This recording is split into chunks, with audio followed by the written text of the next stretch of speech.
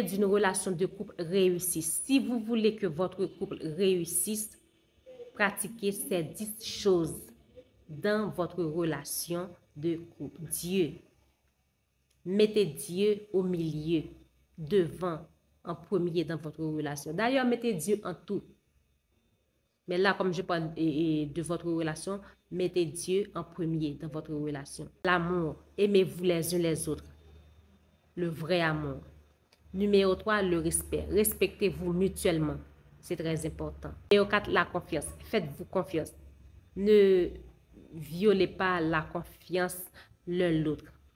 C'est très important. La communication, c'est très important. De nos jours, il n'y a pas de communication dans les couples. Chacun sur son téléphone et fixé comme ça sur son téléphone et il n'y a pas vraiment de communication. Travailler sur ça, c'est très important. La fidélité, c'est très important. L'infidélité brise les couples.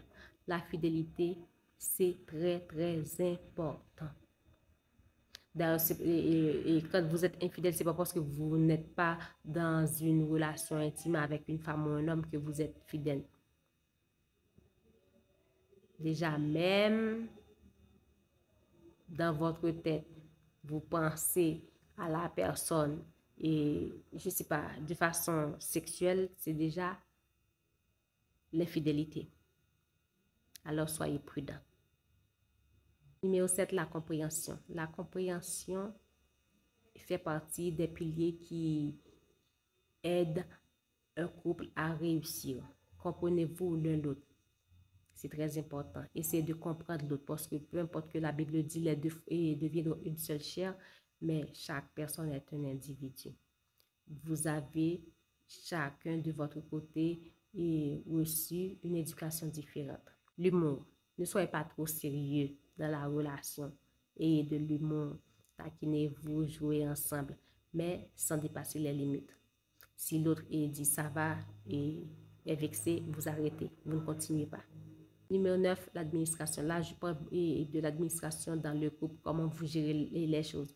Si, par exemple, l'homme aime dépenser, c'est quelqu'un qui ne peut pas contrôler son achat, qui souffre de l'achat compulsif. Si c'est la femme qui peut gérer, la femme gère. Si c'est la femme qui souffre d'achat compulsif, si c'est l'homme qui peut gérer, l'homme gère.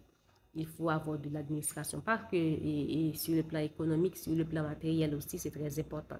Numéro 10, l'obéissance. Obéissez-vous l'un l'autre. Donc, si votre mari ou votre partenaire vous dit de ne pas faire telle ou telle chose, si c'est dans votre intérêt, si c'est pour votre bien, vous obéissez. Ça ne va rien changer. Mais si ce n'est pas dans votre intérêt, c'est quelque chose comment